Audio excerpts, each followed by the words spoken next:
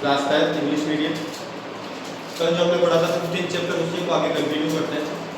Example हमने 3 तक solve किए थे और एग्जाम्पल नंबर 4 पर आते हैं हम। Chapter number 15, example number 4। तो एग्जाम्पल नंबर 4 में जो हमारे पास में एक डायग्राम बना हुआ है। सबसे पहले तो डायग्राम हम बनाते हैं, तो एक ट्राइंगल बना हुआ है। वो ट्राइंगल भी जो है हमारे पास में वो ट्राइंगल है इक्विलेटरल ट्राइंगल, जिसकी ईच साइड इक्वल होती है और एंगल भी इक्वल होता है। इसलिए यहाँ पे जो एंगल हो गया हमारे पास में वो हो गया 60 डिग्री और साइड क्वेश्चन में हमारे पास में गिवन है 20 सेंटीमीटर। अब इसने बोल रखा है कि इसकी ईच साइड का हाफ करके और वो रेडियस एज्यूम करके इसने 3 सर्कल बनाए हैं, जिसके आर्क इसने शो कर रखे हैं, फर्स्ट, सेकंड, थर्ड।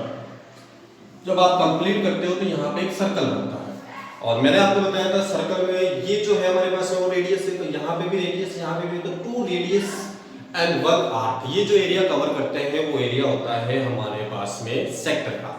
तो हम देख सकते हैं इस ट्रायंगल के अंदर हमारे पास में जो सेक्टर का एरिया है वो कितने सेक्टर बन रहे हैं, 1, 2 एंड 3 सेक्टर बन रहे हैं। तो ये हमें शेडेड पोर्शन का एरिया निकालना है। तो इस टोटल ट्रायंगल में से मुझे एरिया ऑफ सेक्टर वो भी कितने 1, 2, 3 एरिया ऑफ सेक्टर माइनस करना है। अब जो हमारे पास में गिवन पार्ट था फर्स्ट में वो यूज करता हूं। तो गिवन था हमारे पास में फर्स्ट तो साइड ट्रायंगल की वो 20, रेडियस तो मैंने बताया था रेडियस जो है वो साइड का हाफ है, तो 20/2 वो हो गया हमारे पास में 10। और नेक्स्ट जब हम लेते हैं थीटा, तो एंगल हमारे पास में वो भी मैंने आपको बता दिया 60 डिग्री, क्योंकि ईच एंगल जो होता है इक्विलेटरल ट्रायंगल का वो 60 डिग्री होता है। यहां पे हमें फाइंड करना है एरिया ऑफ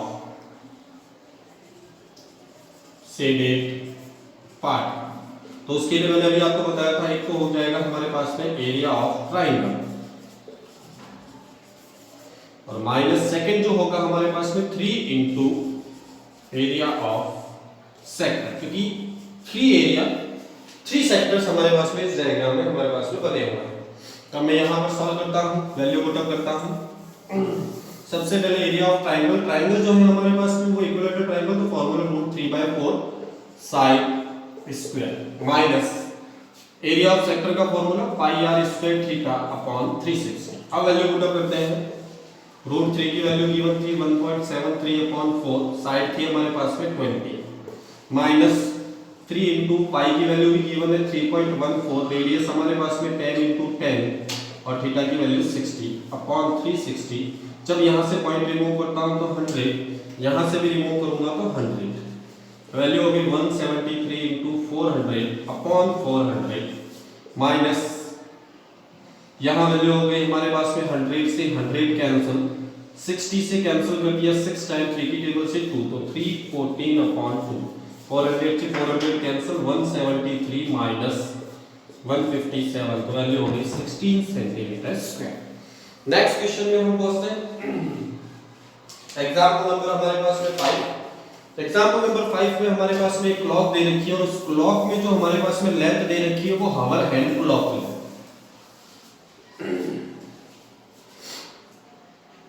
ये हमारे पास में क्लॉक है, ये हावर हैंड क्लॉक है जिसकी लेंथ है हमारे पास में 5 centimetre. Length of hour hand clock 5 centimetre, मतलब ये रेडियस हो गई हमारे पास में सर्कल की। इसने बोल रखा है 98 मिनट्स में इसने जितना एरिया कवर किया उसका एरिया, तो 90 मिनट्स में ये जो एरिया कवर करता है वो एरिया हमारे पास में जो बनता है वो सेक्टर का। तो हमें यहाँ पे जो फाइंड करना है वो एरिया ऑफ सेक्टर फाइंड करना है। सबसे पहले हमें एंगल फाइंड करना है। तो एंगल फाइंड करने के लिए we know that hour hand clock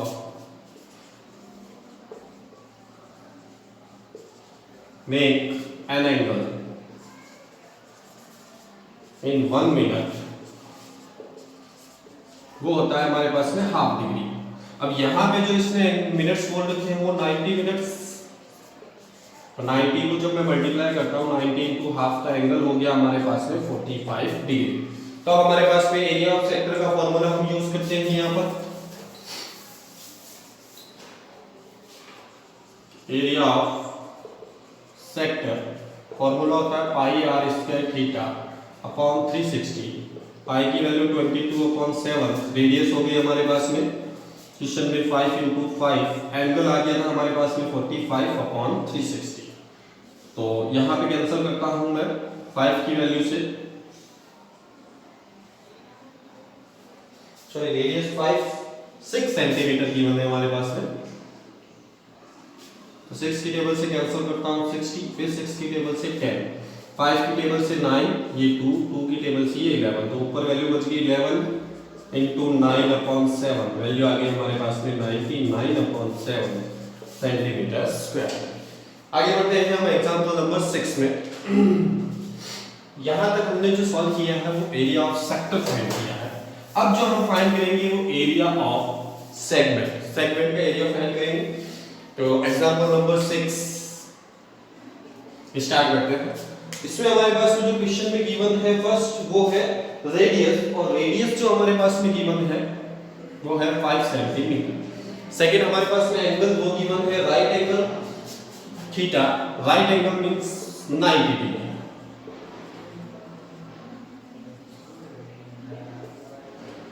और हमें यहाँ पे जो फाइंड करना है वो फाइंड करना है एरिया ऑफ सेगमेंट, जिसका फॉर्मूला मैंने आपको लिखवाया था πr² theta upon 360 minus 1/2 r² sin theta.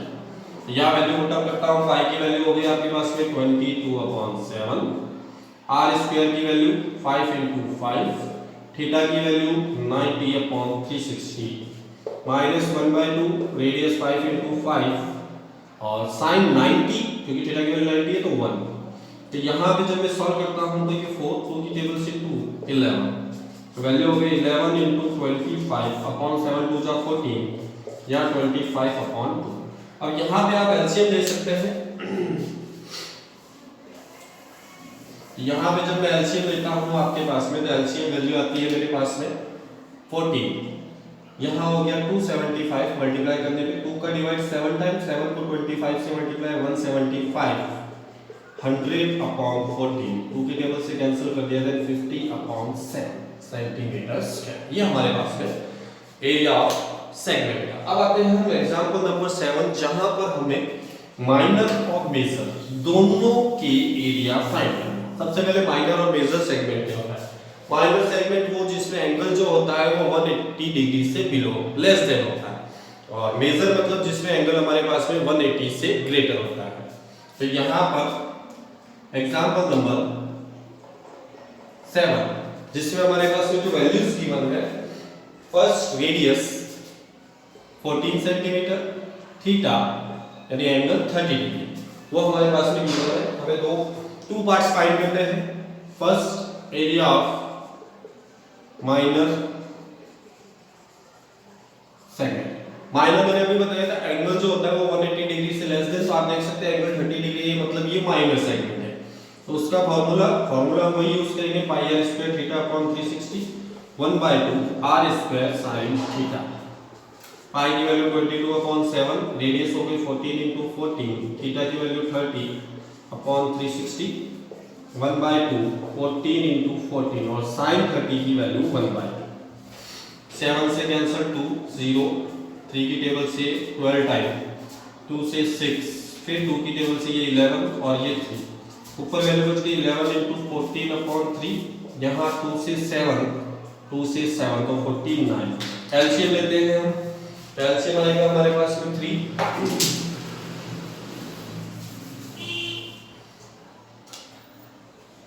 3 ये हो जाएगा 154 माइनस 147 7/3।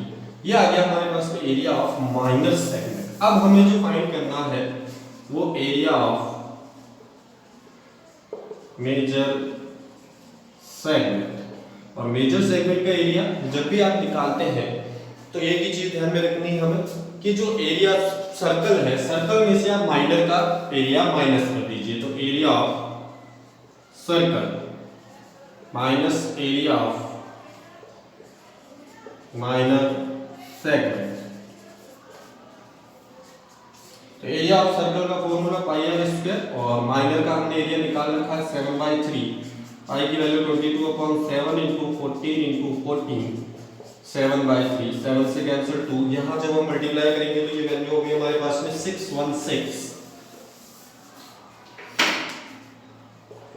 माइनस 7/3, एलसीएम ले लिया 3, ये हो गया 1848 माइनस 7, देन 1841/3 सेंटीमीटर स्क्वायर। ये आ गया हमारे पास में मेजर का एरिया। अब हम फाइंड करते हैं यहाँ पर एग्जाम्पल नंबर 8, उसको सॉल्व करते हैं। तो एग्जाम्पल नंबर 8 जो है हमारे पास में, उसमें जो वैल्यूज हमारे पास में गिवन है, फर्स्ट रेडियस जो है हमारे पास में वो है 12 सेंटीमीटर और नेक्स्ट एंगल जो हमारे पास में गिवन है वो एंगल है हमारे पास में थीटा की वैल्यू 120 डिग्री और हमें जो फाइंड करना है वो एरिया ऑफ सेगमेंट। तो हम देख सकते हैं एंगल 120 है मतलब 180 से लेस देन माइनस सेगमेंट। तो यहाँ पे हम एरिया ऑफ सेगमेंट जो अभी हमने फॉर्मूला यूज किया था pi R square theta upon 360 minus 1/2 R square sine theta, pi की वैल्यू 22/7, रेडियस 12 × 12, थीटा की वैल्यू 120 अपॉन 360 माइनस 1/2 12 × 12 और साइन 60। यहाँ पे सॉरी पाई की वैल्यू हमारे पास में गिवन है 3.14, साइन 120 इक्वल्स टू साइन 60। ये हमारे हमको याद रहना चाहिए कि साइन 120 की वैल्यू जो होती है वो साइन 60 के इक्वल होती है। साइन 60 की वैल्यू √3/2। यहाँ पे जब मैं कैंसिल करता हूँ ये हो गया 3 की टेबल से 4, तो वैल्यू बच गई हमारे पास में 3.14 × 28/7 और यहाँ हमारे पास में 2 से मैंने कैंसिल कर दिया 6, ये भी 6, तो यहाँ हो गया हमारे पास में 36, √3 की वैल्यू भी गिवन है 1.7।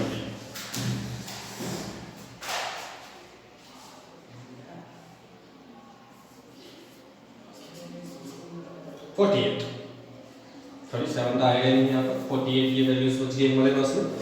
अब हम नेक्स्ट आगे बढ़ते हैं, इसको सॉल्व करते हैं। मैं यहाँ से पॉइंट को रिमूव करता हूँ, तो जब मैं पॉइंट रिमूव करता हूँ तो 314 × 48/100